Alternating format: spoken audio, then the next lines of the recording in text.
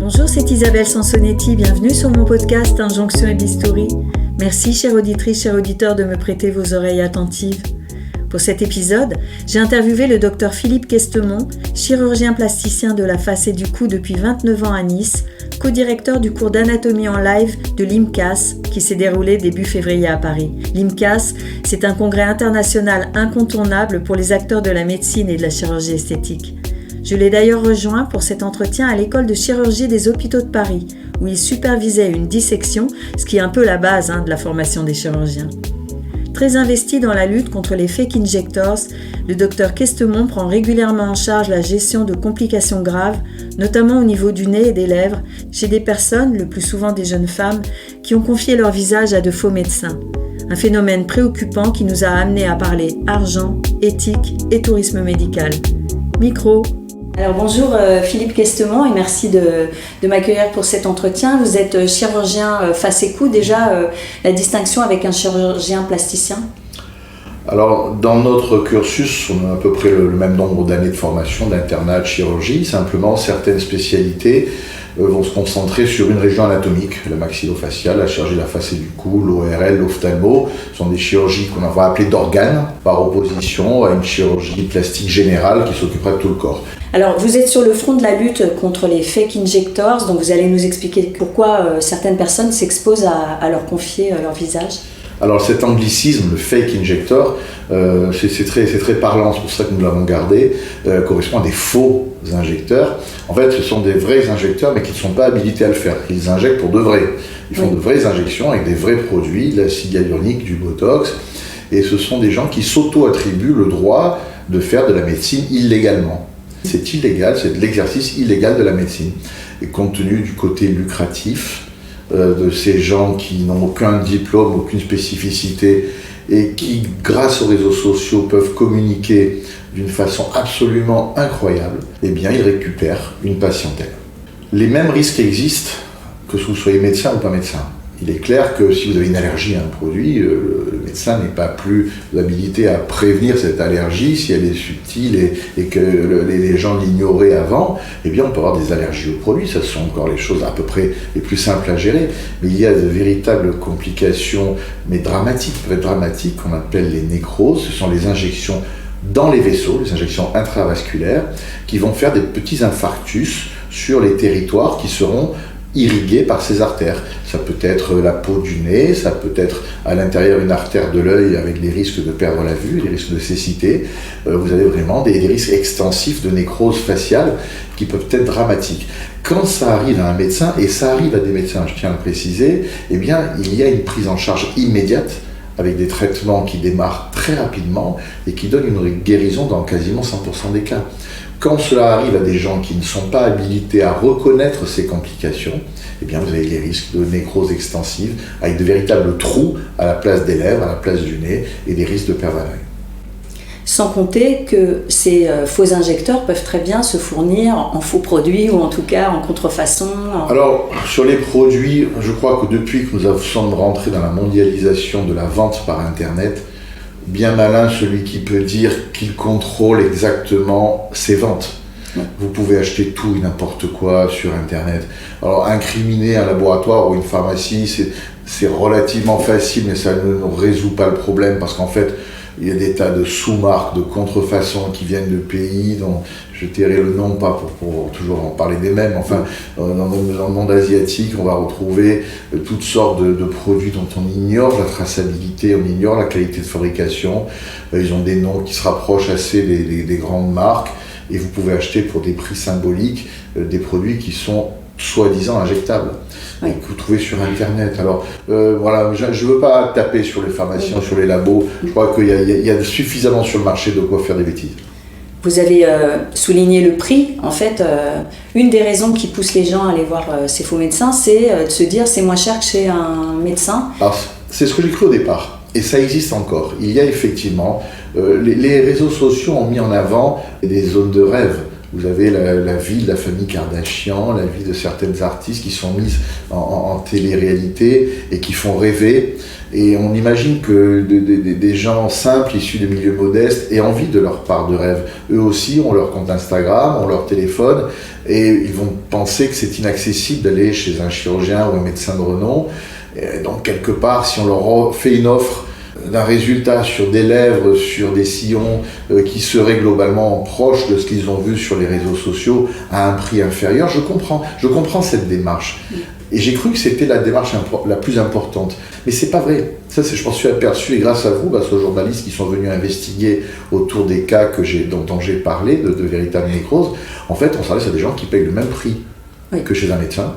Et c'est simplement le côté marketing, la présentation sur Instagram, le terme très galvaudant de créateur de beauté, enfin créatrice de beauté, cosmétologue, des termes absolument prestigieux qui font rêver ces jeunes filles et qui vont payer globalement le même tarif, voire plus cher que chez certains médecins. Donc cet aspect financier, pour moi aujourd'hui, il est mis en deuxième catégorie. La première raison, alors, c'est ce que vous venez de dire. C'est la mode, c'est un effet de mode. Moi, j'ai des patients personnels qui sont capables de me faire des infidélités parce qu'on leur a conseillé dans une autre région, une ukrainienne cosmétologue absolument incroyable, qui a des résultats mais extraordinaires, qui fait toutes les stars à travers le monde, qui passe de capitale en capitale et qui vient à domicile faire des produits. C'est une jeune femme qui est vaguement esthéticienne chez elle, qui a fait un compte Instagram un petit peu exotique et qui a montré des résultats, vrais ou pas vrais, en tout cas, qui sont attractifs pour certaines personnes et qui vont convaincre que chez cette personne, il y aura une approche de l'esthétique, une approche de la beauté qui sera supérieure à celle de certains médecins. La troisième raison, est-ce que c'est l'idée qu'on peut avoir un rendez-vous très vite et pas dans un mois et pas avec la consultation de référence où le médecin va dire j'écoute votre demande et puis on injectera la prochaine fois? C'est toutes ces raisons aussi qui s'accumulent. Alors cela rejoint la deuxième raison, c'est-à-dire que les patientes se font happer par un système visuel marketé. Ça c'est bien clair. Mais effectivement, il y a aussi le côté, vraiment un appel, une réaction. C'est-à-dire que vous avez une demande et très vite on vous répond, on vous donne un rendez-vous dans un Airbnb. Alors c'est très très bien organisé, mais c'est à la fois opaque. C'est pas rendez-vous avec le docteur machin ou avec la cosmétologue. On vous préviendra 1 heure avant, ce sera dans telle ville, mais on vous préviendra 1 heure avant par Insta de l'adresse exacte. Ce sont des Airbnb qui sont loués sur une courte période, 2-3 jours, et pendant ces 2-3 jours, elles captent un maximum de gens et elles les préviennent au dernier moment pour justement échapper à un contrôle. Qu'est-ce qui fait qu'elles vont être attirées? C'est effectivement la réactivité, ça va vite. Et puis cette absence de côté, j'allais dire, paternel, moralisateur des médecins français. Puisque nous sommes fiers de la French Touch, surtout rester naturel, ne pas nuire, rester dans l'éthique. Ça, c'est notre approche qui a été mise en avant pendant des années. Et qu'aujourd'hui, moi, sur laquelle je m'interroge aujourd'hui, parce que à vouloir moraliser ces jeunes femmes qui ont une demande très précise, eh bien, vous essayez de les convaincre qu'elles sont dysmorphophobes, que ça va faire vulgaire, que ça ne va pas leur plaire, qu'elles vont ressembler à des filles de petites vertus dans la rue. En fait, on leur fait une énorme morale qui nous incombe en fonction de notre génération, de notre éducation, et dont elles n'ont que faire. Et de votre goût. Et de nos goûts. Et donc, elles disent, bon, ok, c'est pas quelqu'un pour moi, et elles vont aller chez quelqu'un qui ne va pas les juger. Alors aujourd'hui, moi, je me pose la question, qu'est-ce que je dois faire? Est-ce que pour les répondre à l'éthique, je dois insister sur ce côté moralisateur, quitte à les perdre et qu'elles se fassent injecter par n'importe qui? Ou est-ce que mon approche aujourd'hui, je leur explique le bien fondé de ma démarche de réserve, mais je leur explique qu'elles seront seules à décider si elles sont majeures et que je rentrerai dans leurs demandes. Je préfère leur faire directement moi-même en sachant que je maîtrise a priori mieux les risques de complications qu'un non-médecin, oui. Et donc de les mettre dans une situation sécuritaire. Je pense que c'est mon rôle de médecin, que de vouloir être dogmatique et dire voilà, cette vulgarité ne m'intéresse pas, allez où vous voulez, et on va les retrouver chez ces gens-là. Ça veut dire que maintenant vous ne direz plus jamais non? Il y a encore des jeunes femmes qui viennent me voir avec des lèvres qui sont monstrueuses, mais vraiment monstrueuses, et qui me disent j'aimerais que vous me fassiez les lèvres mais que ça fasse naturel. Je les regarde, dans mon regard, je dois penser que mes sourcils vont dépasser la ligne des cheveux. Je dis, écoutez, je ne vois pas comment ce serait possible. Déjà, comme vous êtes, c'est compliqué. Alors, je montre des photos, et si je tombe sur quelqu'un de très arrêté, je vais vraiment essayer de la dissuader. Donc, il m'arrive encore de dire non. Mais sur des cas qui sont vraiment ce qui relève pour moi de la vraie dysmorphophobie. Parce que si même en leur montrant les photos, en leur montrant des rapports de projection, de volume, elles consentent à me dire que leurs lèvres sont naturelles déjà comme elles sont et qu'elles en veulent plus, c'est un problème. Donc là, mais par contre, c'est vrai que aujourd'hui, je vais quand même plus aller dans leur sens, sans chercher à les juger de façon trop abrupte, parce que je vais les vexer, je vais les braquer, et après, ils iront ailleurs. Et donc, ça veut dire que l'éthique évolue, ou en tout cas, vous souhaitez qu'elle évolue et que... C'est-à-dire qu'on doit faire une balance entre l'éthique et la prise de risque. Parce qu'effectivement, si je suis trop éthique et que parce que je suis dans mon bon droit, je suis sûr de mon indication, je leur mets une contre-indication, elles vont dire ok, les médecins ne le font pas, d'autres le font, eh bien je prends le risque parce qu'elles sont intelligentes, elles savent qu'elles prennent un risque. Quand elles vont chez quelqu'un qui n'est pas médecin, qu'elles payent en espèces dans un Airbnb en ayant l'adresse 1 heure avant, elles imaginent bien qu'il y a un loup. Vous parliez de mafia, hein, oui, voilà, jour, mais elles le savent, et c'est pour ça qu'il y a très peu de plaintes. Parce que quand je les incite à porter plainte, il y en a qu'une, donc on la connaît, hein, la fameuse Fadila. Sinon les autres, j'en ai vu beaucoup, elles ne portent pas plainte parce qu'elles sont conscientes qu'elles ont été caution d'un système mafieux.